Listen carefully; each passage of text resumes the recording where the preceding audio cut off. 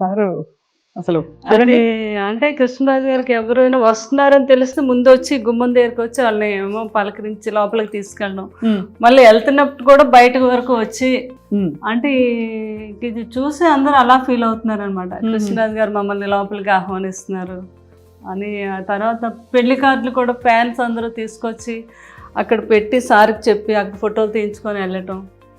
ఎంత అసలు రియలిస్టిక్ గా కుదిరింది. ఎంత బాగా పిఠాపురం వాళ్ళది, వాళ్ళంతా తరతరాల నుంచి కృష్ణరాజు గారి అభిమానంతో ఎవరూ నమ్మట్లేదు. ఎక్కడో ఏంటో మనం మేడం చచ్చాడు అక్కడ చేస్తారు అసలు, అలాంటి మన వాళ్ళు ఎంత గొప్పగా చేశారంటే గ్రేట్ అని అందరూ చెప్పడం.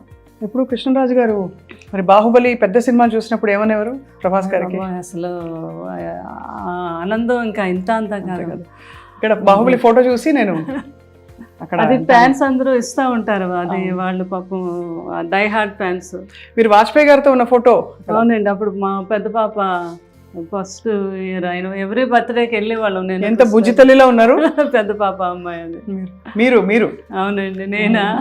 ఎంత బుజ్జి తల్లిలో చక్కగా డ్రెస్ వేసుకుని. అది బిల్లా సినిమా షూటింగ్ అప్పుడు మలేషియాలో అండి. పిల్లల్ని కూడా మిస్ అయ్యేవారు కాదు, అంతలాగా అన్ని దేశాలు తిప్పారు పిల్లల్ని కృష్ణరాజు గారు. బాగా ఇష్టం ట్రావెలింగ్ కూడా.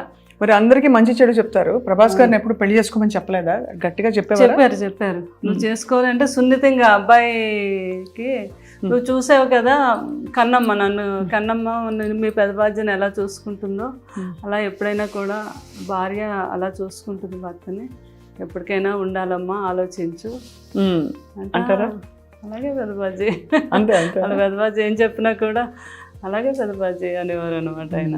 అది బాబుకు కూడా చాలా లేడీస్ అని చాలా రెస్పెక్ట్, చాలా పద్ధతి బుద్ధిమంతుల్లా కనిపిస్తారు. పెళ్ళి అన్నా అదన్నా చాలా గౌరవం అండ్ చాలా కనిపిస్తుంది. అసలు బాబు గురించి ఎంత చెప్పినా తక్కువే. నేను నా అనుభవంతో చెప్తున్నాను. ఆయనకుండే ప్రేమ, ఆయనకుండే రెస్పెక్ట్ మామూలు కాదండి. అందులోకి వాళ్ళు పెదబాజీ గారు మీద ఉన్నంత ప్రేమ నేను అసలు ఎక్కడ చూడను. అంత ఇష్టం అనమాట, ఒక దేవుడిలాగే చూసేవారు. అంత ఇష్టం ప్రభాస్ గారు. ఈ ఫోటోలన్నీ ఇది నిన్నే ఎవరో ఒక అభిమాని ఇలా వేసి పంపించింది. మా ఇద్దరు ఎవరో ఒకరు అలా పంపిస్తూనే ఉంటారు. ఆయన పురస్కారాలు అలా ఎన్ని వచ్చాయో. అవును, నంది అవార్డ్స్ అప్పుడు కృష్ణరాజు గారు వాళ్ళకి ఫస్ట్ గవర్నమెంట్ ప్రకటించాక నంది అవార్డ్స్ ఫస్ట్ నంది కృష్ణరాజు గారికి వచ్చిందండి. అది అప్పుడు గవర్నర్ అంట ఆయన. ఆయనేమో మన కాసు బ్రహ్మానంద రెడ్డి గారు అప్పుడు సీఎం కదా ఆయన. అదే ఫస్ట్ నంది మనకే వచ్చింది, అమరదీపం. ఇదేమో అందరూ ఉండే ఫోటోగ్రాఫ్. అప్పుడు జ్యోతి చిత్రాలు వేసేవారు కదా, ఎవరో ఒక అమ్మాయి అలా చేసి పంపించారు. అప్పుడు నేను చెప్పాను కదండి, ఇందిరాగాంధీ గారు కృష్ణరాజు గారు అప్పుడు దివసీమ వరదలకి ఆయన బాగా ఫండ్ కలెక్ట్ చేసి పట్టుకెళ్ళి ఎంత ప్రేమతోనో చూసేవారంట కృష్ణరాజు గారిని. అప్పుడు పివి నరసింహరావు గారు అప్పుడు ఆయన మామూలుగా మినిస్టర్ అనుకుంటా. సో సార్కి అయితే నో డైట్, అస్సలు డైట్ చేయకూడదని. ప్రభాస్ గారు ఏం చేసేవారు డైట్? ప్రభాస్ గారు మామూలుగా ఆయనకి ఉంటది కదా ప్రోటీన్లు అవి ఏం తింటారు అంటే తింటారు కానీ అన్నీ చాలా ఆయిల్ లెస్, తర్వాత కొన్ని మిల్క్ ప్రోడక్ట్స్. కూరలన్నిట్లో బాగా ఆయిల్ పడుతుందిగా మరి? లేదు, ఆయిల్ లేకుండానే చేయించుకుంటారు. Only one day cheat day ఉంటుంది ఆయనకి. ఆ రోజు ఉన్నప్పుడు బాహుబలి తాళి అంతా ఉండాలన్నమాట. ఓహో, ఆయనకి. అవునా? అందులో ఆయనకి ఏం నచ్చితే ఏం తింటారో అని అందరూ అన్ని రకాలు మొత్తం. ఆ టైంలో నాకు ఫోన్ చేస్తారు. ఆయనకి గుత్తొంకాయ కూర ఇష్టం బాగా, అది నేను బాగా చేస్తాను. అది పులుసు కొన్ని డిష్లు నేను పంపిస్తాను.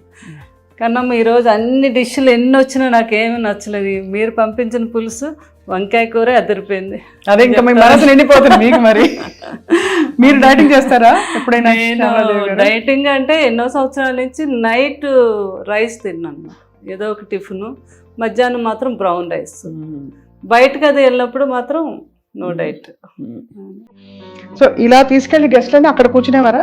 అవునండి, గెస్ట్లేమో ఇలాగా తీసుకెళ్ళేవారు. ఎవరైనా వస్తే లోపలికి వచ్చి అలాగా అక్కడ కూర్చోబెట్టి వాళ్ళు వస్తున్నారు అనేసరికి ఇదంతా కూడా కాఫీలు అన్ని రకాల స్నాక్స్ అలా నిండిపోవాలన్నమాట, వాళ్ళకి ఏం నచ్చితే అది. వచ్చే వాళ్ళందరూ ముందు రాగానే అవి చూసేవారు. అదే కృష్ణరాజు గారు, అది బొబ్బుల బ్రహ్మన్న, ఆండ్ర పాపారాయుడు. అసలు ఈ రాచరిక పాత్రలో మామూలు టీవీ కాదు అసలు. శ్రీకృష్ణదేవరాయలు అంటే నిజంగా ఇలాగే ఉంటారేమో అనుకున్నారు శ్రీకృష్ణదేవరాయలు. కృష్ణరాజు గారు ఆ సినిమాలో దండి శ్రీకృష్ణదేవరాయలు, కృష్ణ గారు సొంత సినిమాలు. ఈ పూజ ఇక్కడ పెట్టారు కదా మీరు రాగానే, ఇది సార్ ఇష్టమా మీ ఇష్టమా? చాలా ఇష్టం. ఆయనకు ప్రజెంట్ చేసి రామధేను, వినాయకుడు, గణపతి, వెంకటేశ్వర స్వామి. కృష్ణరాజు గారు నాతో పాటు పూజ చేసేవారు. అలా భక్తి ఆయనకి.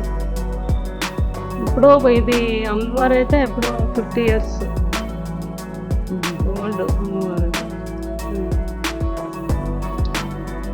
మీ పేరే అమ్మవారి పేరుగా? శ్యామల. శ్యామల. నువ్వే అమ్మవారు అనేవారు కృష్ణరాజు గారు కూడా. ఎవరెవరు? నువ్వే అమ్మవారు అని. అంతే కదా మరి. ఇంకా ఆయన భక్త కన్నప్ప. ఎంత బాగున్నారు, ఎంత అందంగా ఉన్నారు.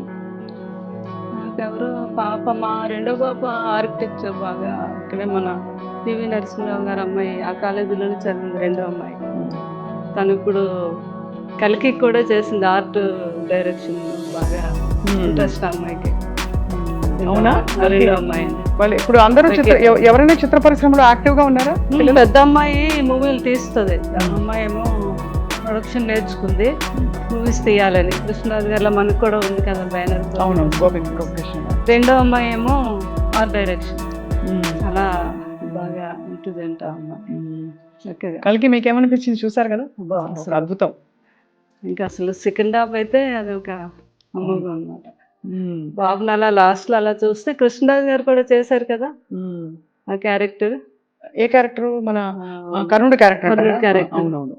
అందరూ అది మ్యాచ్ చేసి నాకు ఫోటోలు పంపిస్తూ ఉంటారు మా ఫ్యాన్స్. ఓహో, మరి మీకైతే మనసు నిండిపోవడానికి అన్ని విధాలా అన్ని మీరు చేసిన ఫ్యాన్స్ అలా ప్రతిదీ కూడా నాకు అప్డేట్స్ ఇస్తూనే ఉంటారండి. వాళ్ళంతా చాలా గొప్ప ఫ్యాన్స్ ఉన్నారు, మా రెబల్ ఫ్యాన్స్ వాళ్ళంతా కూడా ఎప్పటికప్పుడు.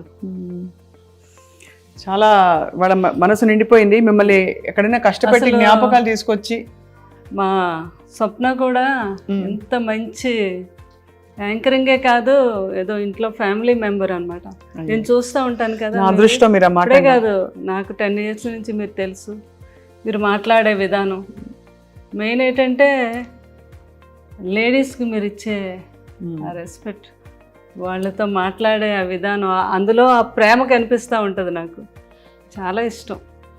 మీరు చాలామందితో, రేణు దేశాయ్తో ఎంతమందితోనో అందరూ ఇంటర్వ్యూలో నేను చూస్తాను కదా, అబ్బో మీ మాట తీరు అది ఎక్సలెంట్.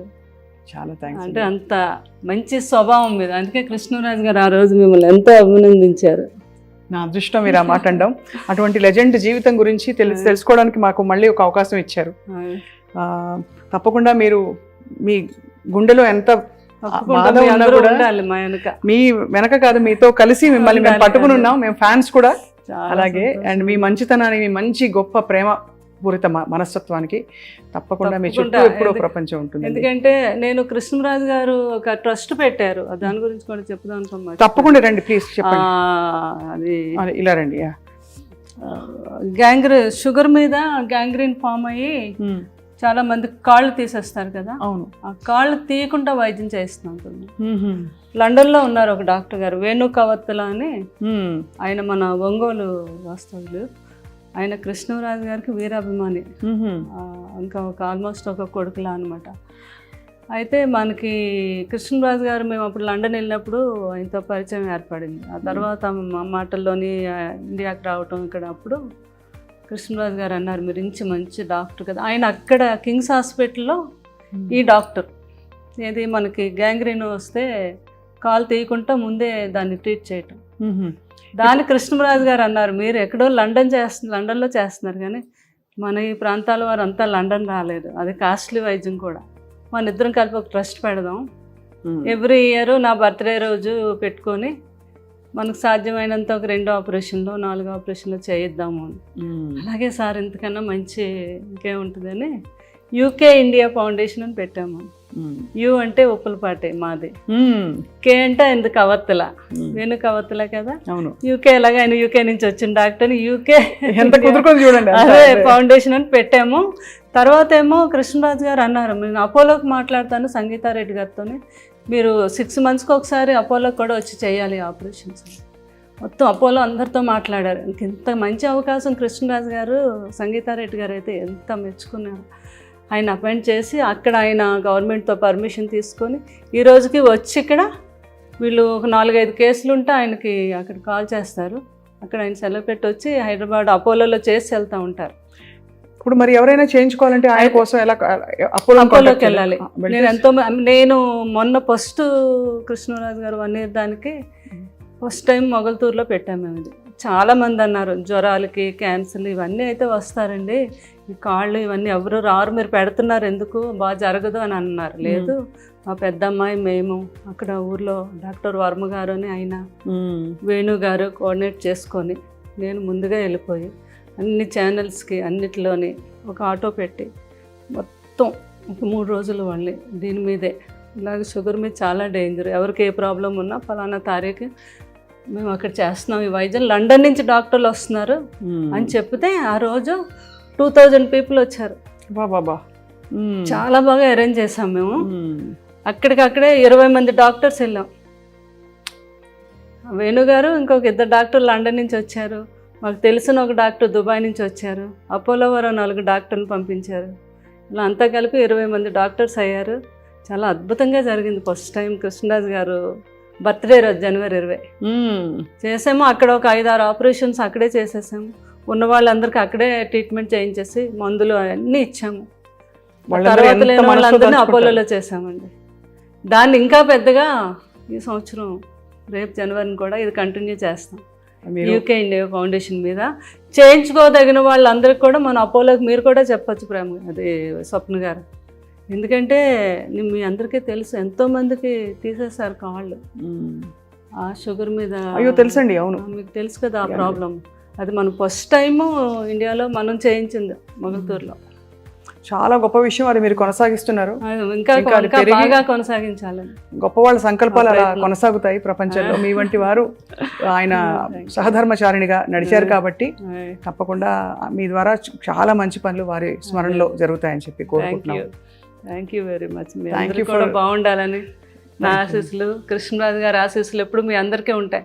కృష్ణరాజు గారి అభిమానం అనుకున్న ప్రతి ఒక్కరికి కూడా లైఫ్ లాంగ్ కృష్ణరాజు గారి యొక్క ఆశీస్సులు ఎప్పుడూ ఉంటాయండి. అందరూ బాగుండాలి. Thank you so much Sharadadevi garu. Thank you very much.